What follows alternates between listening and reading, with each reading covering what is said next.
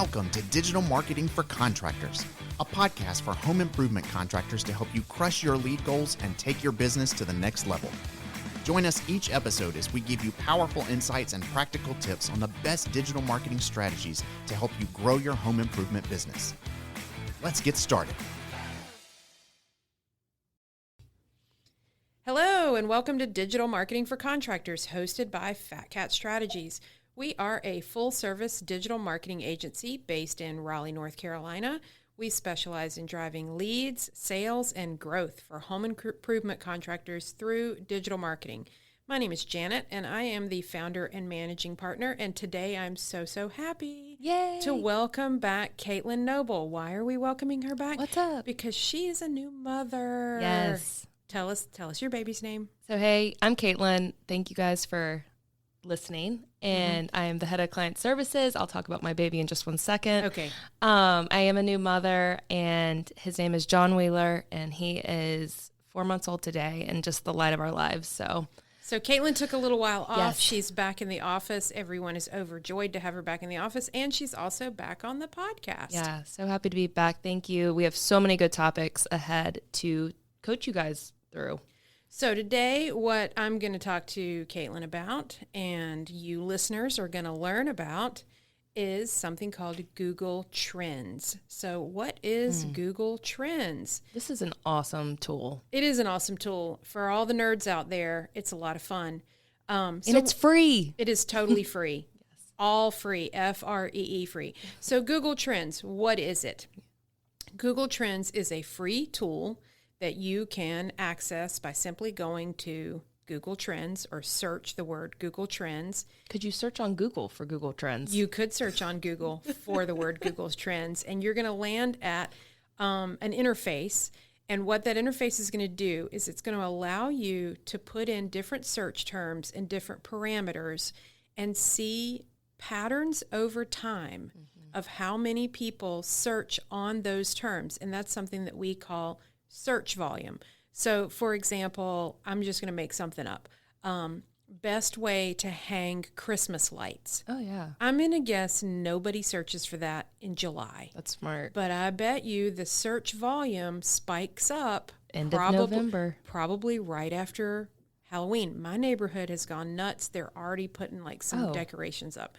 And we're recording this on October the 15th. Yep. 2024. So my silly little example is something like searching on installing Christmas lights. That is going to be a seasonal search term.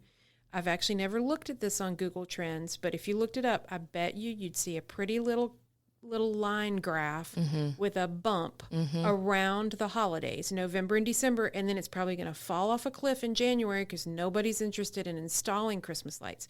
So what does that mean to you guys? Right. You're riding around, listening to this podcast. You are the owner or manager or sales director of a contracting company, right, and you sell and install things like roofing, siding, windows, gutters, one-day baths.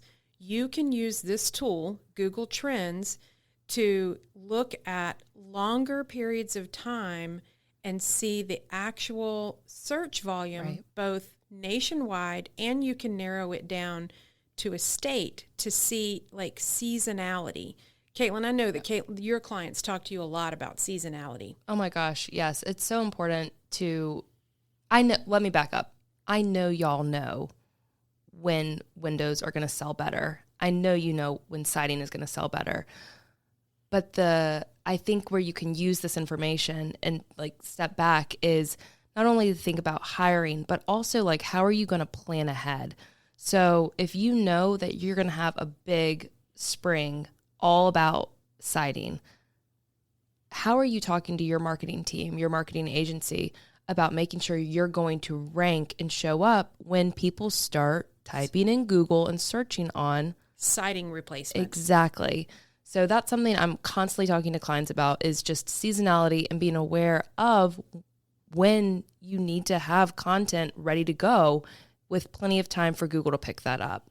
So, when we talk to clients, I end up in conversations a lot. I do all the sales for Fat Cat. You guys are smart.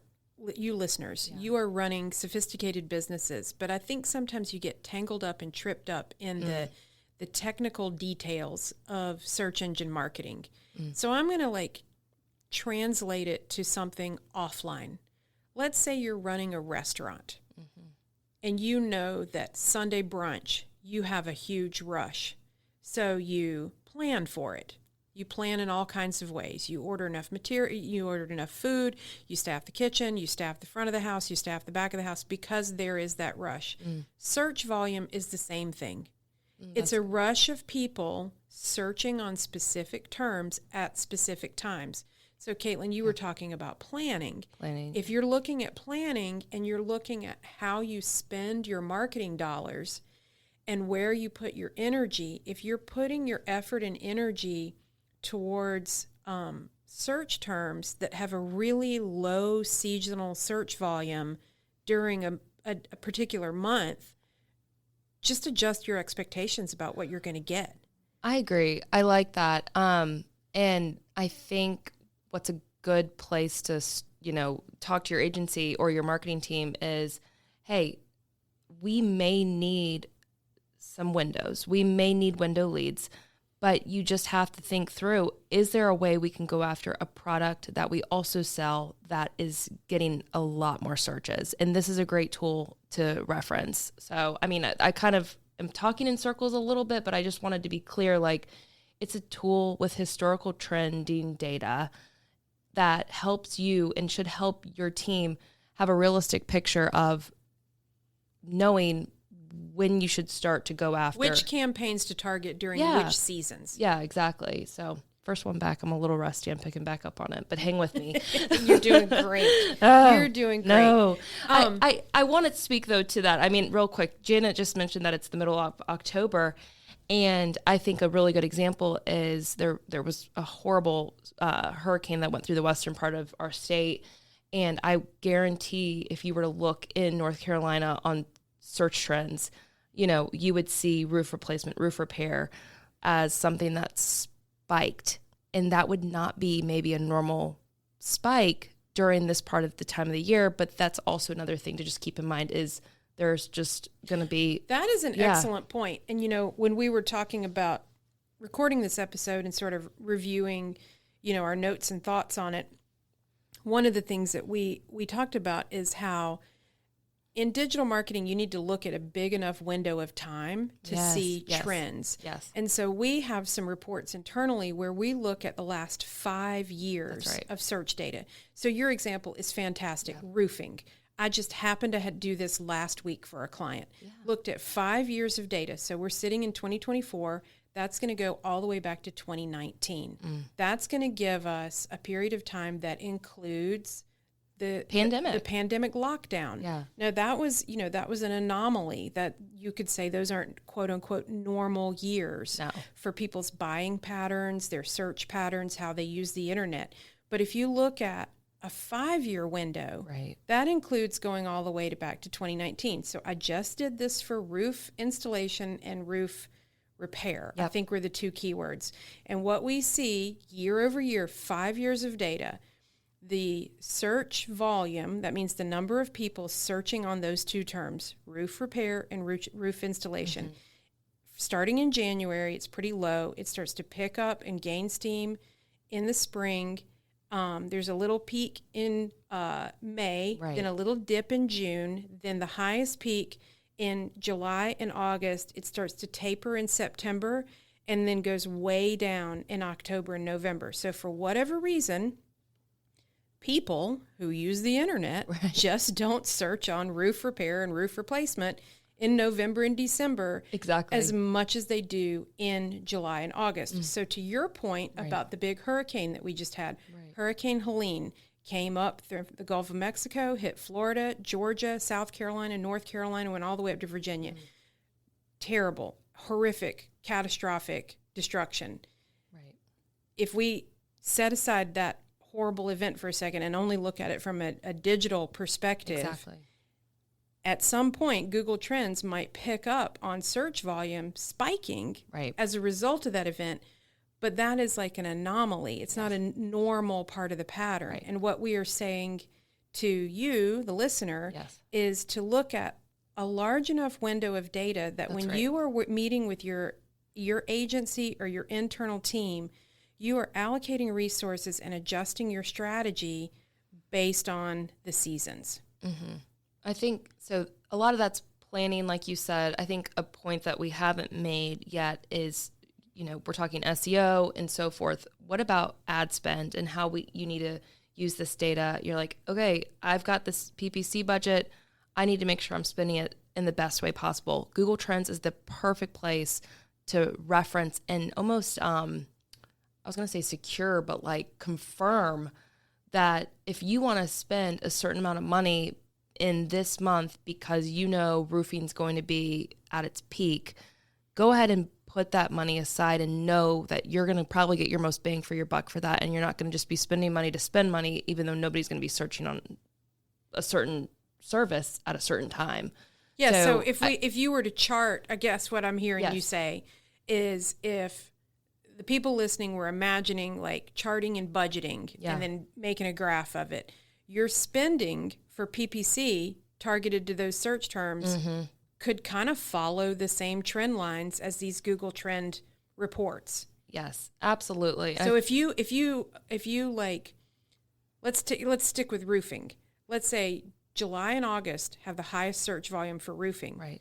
If for whatever reason, Mr. Roofer, who's listening to me, if you have not allocated enough budget during those 2 high search volume months, you're robbing yourself of the opportunity to convert more roofing leads during the high season. And then if you quote unquote, and I'm looking at Caitlyn and I'm doing the air quotes, if you're trying to make up for that in November and December and you're running ads for roof replacement, there just aren't that many people searching on it. Right. So that means there's not going to be that many people clicking on it. Right. And that means there's not going to be that many people calling you or filling out a form. So you have to have search volume before you can have conversions, before you can have leads, before you can have sales. I think that goes back to what you were saying, that if you are aware that people may not be searching for your service at that time, this is all about digital marketing and what we do for our home improvement clients, but we also offer other services that are offline, and you should be thinking about those services as well. So, to kind of pull that all back together, it may not be hypothetically your roofing season right now. You need roofing leads. What else can you be doing to go ahead and prep for that? So what would you recommend? Oh my gosh. We have done a really good job, and you guys probably get these in your mail. I don't get a lot of mail anymore. Jen and I were just talking. We're like, no, I used to get a mailbox chock full of stuff. I know. And it's political season, so I don't count that. But yeah, I don't even get that much political direct mail. So it's kind of weird that direct mail is kind of picking up steam again. Yeah. So direct mail, I think all forms, it could look like a letter. Like, ooh, what is this? Is this a check? What is this is interesting. This is from the owner. I've seen forms of direct mail that look like a receipt. Maybe that's just like a hard copy postcard. Just to remind and touch that somebody maybe could even put on their refrigerator. That's exactly. And come back and let you keep top of mind. So that's a good, So I guess what I'm hearing you say is if search volume is going to dip, you as the and business owner, your need for leads doesn't dip. No. You've still got the same amount of staff unless you've got seasonal staff. You still have your business goals. So, if you know that the online channel of leads is going to change, how can you supplement that? Caitlyn, you mentioned direct mail. Email marketing is another. Huge. But email, I always like to caution, email is not a lead generation tool. No. It's a lead nurturing tool. Right. But it's an opportunity. If you've got that database and search volumes down, maybe you can incentivize some of those folks in your CRM with an offer. I would even go as far as to say, like, if you do multiple services at your company, like, hey, this person may have already done siding with you guys in the spring. Let's just shoot them a reminder to let them know that you're offering gutters. Yeah, you're offering a gutter discount right now with a roof installation. Like something along those lines that just people may not be searching it. It may not be top of mind, but you have ways to keep it top of mind that don't come from search. A PPC ad or SEO. Yeah. Right. There we go. Yeah. She back. We brought it all around. Yeah. So if we just like keep with the email marketing train of thought for a second. So search volume for your primary service is down seasonally, whatever you're selling. Let's just say you've looked at this Google trend line and you see it's tough to sell XYZ in March. Yep. That's when you could roll out a referral offer. I love that. To your email database. We had a client years ago that did a lot of television advertising, and he would legitimately go on TV during the slow season and look dead in the camera and say, make our slow time your best time. And so you could overtly use those messages in direct mail on your website. I mean, it's not that search traffic goes to zero. Right. It just dips a little. And the point of this whole episode is use a tool like Google Trends to predict what's going to happen online. What is the interest volume in the thing that you sell? You know, how often are people searching on it? And then adapt as needed and add new tactics, add offline tactics, adjust your budgets based on these search volume trends. It's a planning tool. Use it to plan for marketing, if not other things in your company. That's our biggest piece of advice. And don't look at just last year. Look at 5 years. You've got that data. Let's see. What are some other things that we could tell folks about Google Trends that are kind of cool and interesting? The geographical insights I love. I mean, I know we briefly touched on that, but you might, you can go and just type in James Hardie siding into Google Trends, and it'll tell you the state of Oregon is just searching on James Hardie siding more than another state. It's things like that. That's really cool. So, yeah. So geography. The other thing you can do is it will show you. You mentioned like James Hardie siding. It will show you other relevant terms or related terms. Yes. So that could give you a springboard and show you, okay, well, you may have a very narrow focus and you know you want to sell James Hardie siding, but what if people aren't actually searching on that term, but they're searching on things like siding replacement or LP alternatives or board and batten. They might not know like that James Hardie sells board and batten, but you know that it looks like it. Right. You know what I mean? Like, so I'm so glad you brought that up, because we also, as we know seasonality and we know what products are the most popular, what services are the most popular, we tend to forget that the average person just may not know what they're searching on. And I think Google Trends is a free tool to tell you, hey, knucklehead, somebody might not be typing in James Hardie siding. They may be typing in vinyl replacement. Yes. Or fiber cement. Or they could be saying, you like, upgrade the look of my house. Exactly.